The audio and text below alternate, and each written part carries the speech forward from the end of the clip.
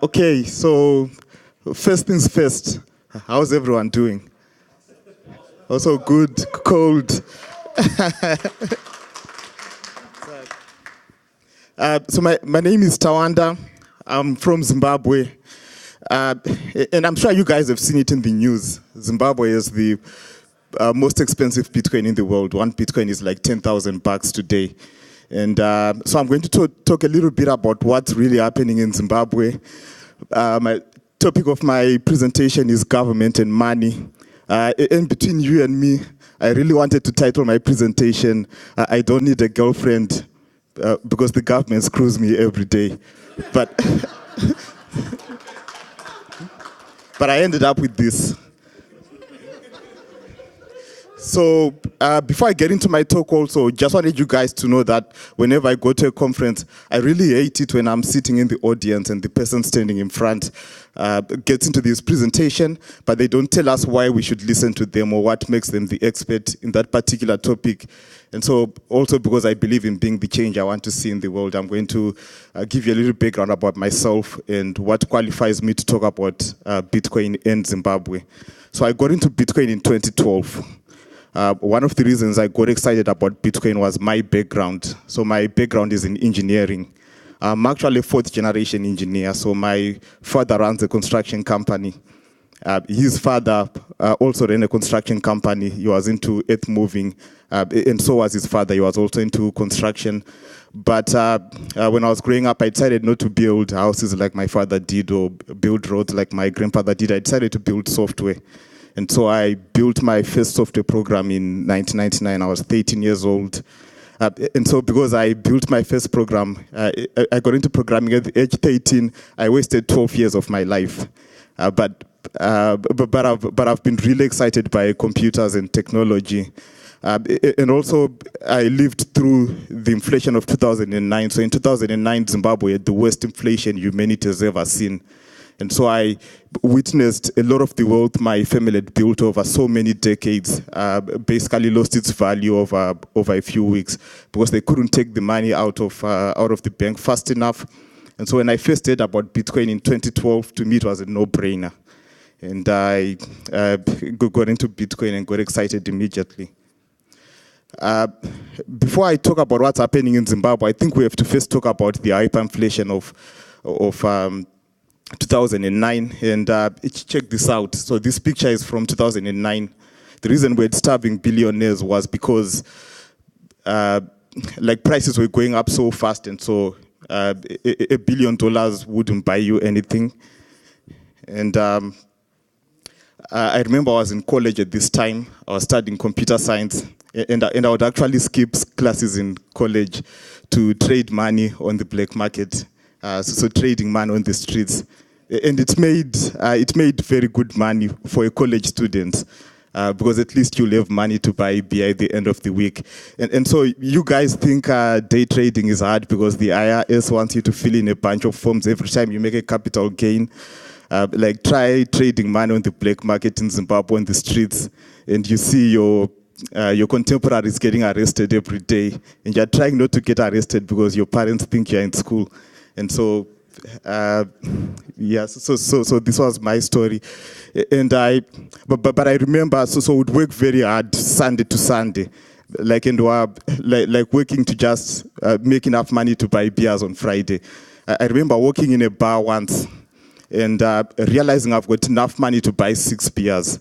And this was on a Friday, and so I go to the barman and I buy a 6-pack and carry it to my table. And the reason I did that was the prices were going up so fast. Every time I would have gone to the bar to buy another beer, the price would have changed. And so it went so crazy that Zimbabweans stopped accepting the Zimbabwean dollar. And in 2009, we adopted the US dollar.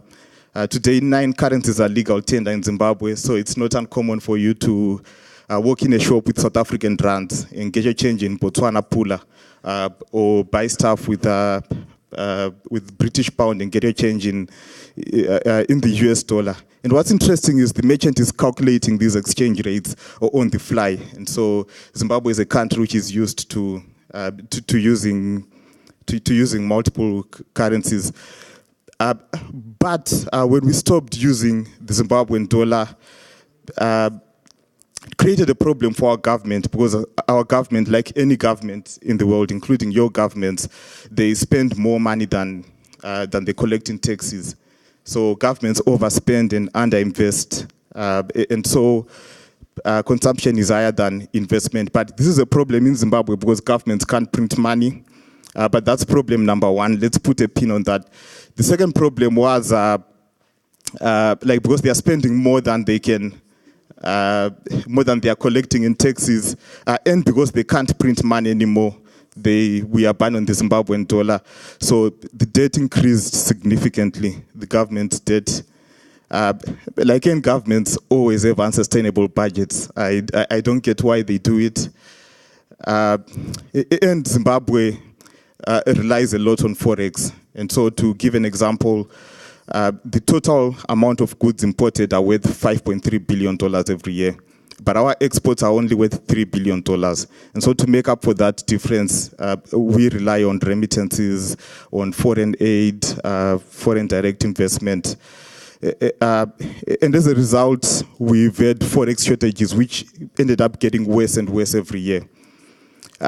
Before I explain this problem, I want to make sure I'm not preaching to the choir, so if you know what a Nostro account is, could you put up your hand? I've got a prize for someone who knows what a Nostro account is. Paul, do you want to explain what a Nostro account is? A Nostro account? You want to know what a Forex account is? No, Nostro account. Oh, I don't know what that is.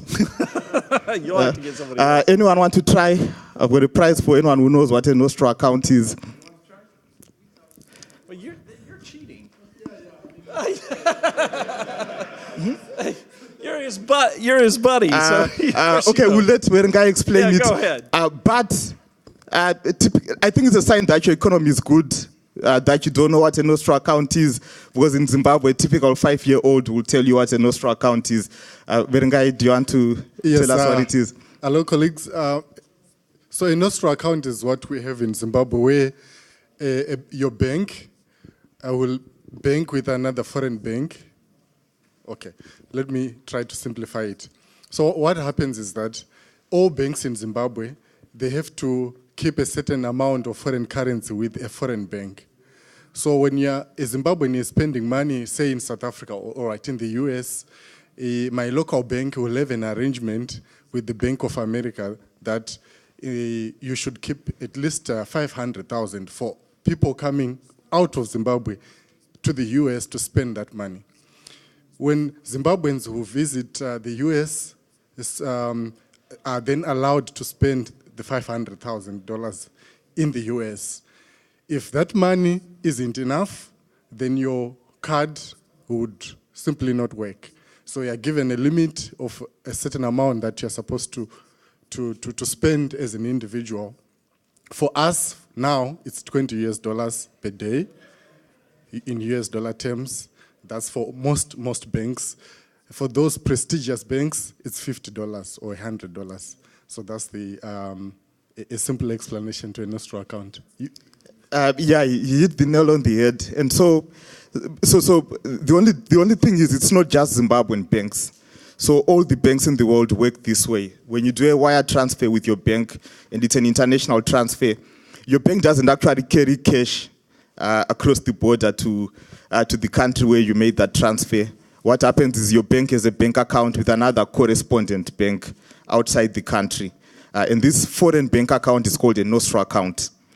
And so when your bank runs out of funds in their Nostro account, you basically can't do any international transfers. And this is one of the problems we have in Zimbabwe. So our banks have no Forex in their Nostro accounts. And so our banks, you cannot do an international transfer anymore from Zimbabwe. And it's one of the reasons why cryptocurrency demand is huge and it's growing. It's now probably the only way to do an international payment. So let me clarify. Do you have the same limit when you're in Zimbabwe, or is it just when you're trying to buy something that's internationally? Yes, whenever you're trying to buy something internationally. Okay. So because your bank knows that its reserves in the Nostro accounts are limited, We typically now have 20, when I know you bank with Standard Chartered, it's now what, like maybe $50 a day. Yeah, $50 so a day. something like that. So you basically, because your bank doesn't have funds in the Nostro accounts, your bank can't do international transfers, so they'll put a limit on what you can do. Okay, so what you can do is you can buy the Bitcoin locally without that limit, and then you can use the Bitcoin to do the international transfer? Yeah, and then you can use Bitcoin to do international. And it's a lot easier because it's more instant. You don't have to go via correspondent banks, etc. And the second problem is it's not just the Nostro account, but locally in the country, because we can't print money, there's just no cash because we're using US dollars. And so typically banks look like this. And and the last time I was at a bank, they told me we were giving a limit of $20 a day to companies alone. And the $20 is in coins. And so you get a lot of people sleeping in banks as well. And this is what's driving demand for Bitcoin. So people want to do international payments. And a lot of these people are cross-border traders. And so even today, in 2017, companies are still stuffing cash in a duffel bag and then carrying it across the border to make a payment in South Africa or Zambia. And and the thing is, when these problems start to happen, the government introduces a number of BandAids. So the governments are not good at tackling the source of the problem. They are good at tackling the symptoms. And our government has tried to do a few things, such as introduce a bonded currency, which is 1:1 to the US dollar, to sort of stop people from carrying cash across the border. So this bonded currency will only work locally, but they could only issue $200 million worth of this because it has to be backed by actual US dollars in the country. And it's still not enough to solve the problem. The second thing was currency and capital control. So even if your bank does have Forex in their Nostro accounts, when you want to do an international payment, they have to justify why they are doing it. And so capital controls got a little bit tighter. In governments always use capital resources to pay expenses. For example, paying civil servant bonuses with land and stands. And this is why Zimbabwe has the highest USD Bitcoin price in the world, because people are realizing that fiat money is not real money and Bitcoin is real money. And you probably won't know this if you live in a country where you don't know what a Nostro account is, but you're probably in a similar situation. So Zimbabwe is just the worst of a bad bunch, but your governments do all this as well. And because I'm being called for time, I'm going to end here and move on to questions. Are there any questions? Sure. Okay. I've got a prize for the first question. All right. So prize for the first question. Okay. Yeah. So actually, when we go there as a visitor, or we're on vacation, and we're there, how are we going to get money if you guys are standing in line overnight? well, we want you to come with your money and spend it in Zimbabwe. So it's Okay, well, I'm coming with an ATM debit card. You can't get cash from an ATM. You could use your debit card to pay stuff, but you basically can't get cash from an ATM. You cannot get cash from an ATM. So how are you going to get visitors? Yeah. Well, this is one of these things where some countries have to qualify in order to do business, and it's more expensive if you can't qualify. I'm just really interested. Most of my economics knowledge is just a side effect of cryptocurrency learning. Yeah. So what kind of recourse of action historically have countries taken to solve a hyperinflation problem? How do you solve hyperinflation? Like the easy answer is to switch to Bitcoin, but the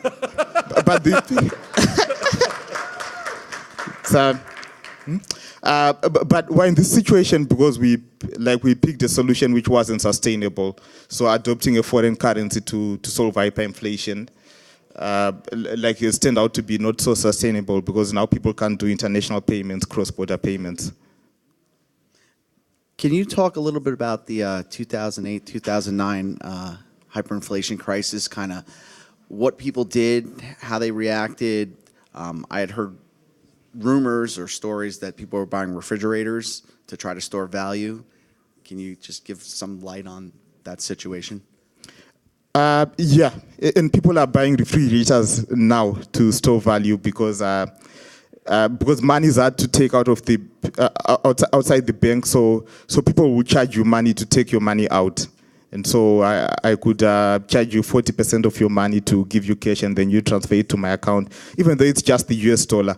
So we saw this in the hyperinflation environment as well. So if your money is in the bank account, it's less valuable because it's harder to take outside the bank because of controls on the amount you can withdraw. So people were smart, tried to buy houses when they could. They tried to invest in property. And we didn't really have Bitcoin in those days. So people would buy whatever they could buy. But I remember, because I was still living with my parents, and my mom had a strict rule that if you're walking in town and you see there's a queue, you should join the queue. And then ask what are we queuing for, because it ended up getting more difficult to get stuff such as bread and and the basic goods. And so when you see people queuing, you'll join the queue. It will probably be a queue for something that you need at home. Yeah, I wanted to understand a place like Zimbabwe. Do most people have smartphones where you have hot wallets? If you're going to own Bitcoin, you have to hold it somehow. And further, do you have stores that accept Bitcoin for services and goods?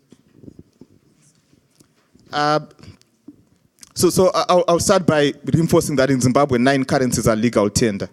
And so you can buy with one currency, get your change. The merchant is calculating this on the fly. And people have started accepting Bitcoin for selling goods, and we don't have BitPay. And so people are used already to deal with multiple currencies. But cryptocurrency is still a young industry globally, let alone in Zimbabwe. And companies such as ourselves, who are running an exchange there, are just starting to build the infrastructure to solve some of these problems. But all of it is still very early stage. I think it's one country where cryptocurrency is really going to take off, and you're going to get a significant part of the population adopting cryptocurrency. Because even the government can't do international payments now in Zimbabwe. I have a question. So how does taxation work in Zimbabwe? Is there an income tax? Do people just avoid getting taxed? Why is the government not, getting it? Yeah. Why does the government not take in enough in taxes? I think government just has a bad habit. So, only 2 things in life are certain: death and taxes. And so, even in Zimbabwe, the taxmen, you still pay taxes. But governments are just not responsible. So they always spend more than they make, even in the US. The US is also in debt, and because the government always spends more money than they take in. So I think it's just my conclusion would be the government will always make bad decisions, but they think they are making the good decisions, so they will keep trying and keep failing. You have 40 seconds. Okay, I'll take a question from here. So has cryptocurrency allowed the people of Zimbabwe to survive with the inflation issues and the long lines at the bank and the caps on the money that they're able to receive at the bank? Yeah, it has helped a bit.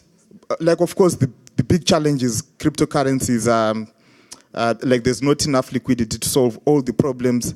But being a person who runs an exchange, we've had a ton of growth. We've been around for 2 years. Our volume doubles every 3 months. In the past 6 months, our growth is we've been adding a 0 every month to our volume. So our growth has kind of been massive. And we try not to do any marketing because we don't have enough cryptocurrency liquidity. Every time we speak at an event, we get more people in our office trying to buy Bitcoin than we can handle. So we have a strict rule against doing any marketing in the office now. But and it's true. But yeah, cryptocurrencies helped a lot of people, but there's still a lot more it can do. You know, guys, I would love to carry this on, and this is a great talk. Tawanda came a long ways to come to the Austin, the Texas Bitcoin Conference, and he is a great friend personally and to the conference. I hope you guys take an advantage of button holding him here. Between the talk, we'll have about 10 minutes of networking time before the next presentation. I will also tell you that I have a discount code. We're doing this after every presentation for half off from next year's conference, and that'll be good for 7 days. And so you absolutely don't want to be that guy that couldn't be here because we sold out next year. So you probably want to get your half off ticket now. So come up here, bring out your cell phone. I'm happy to take a picture, let you take a picture so that you have that code. And very good. And I promised a prize for a prize, yes, for the first question, $100 trillion bill from Zimbabwe. That's $100 trillion. That's $100 trillion. $100 trillion. Look, this is a first at all Bitcoin conferences. For the first question to get $100 trillion Zimbabwe dollars. Thank you. Okay, thank you all.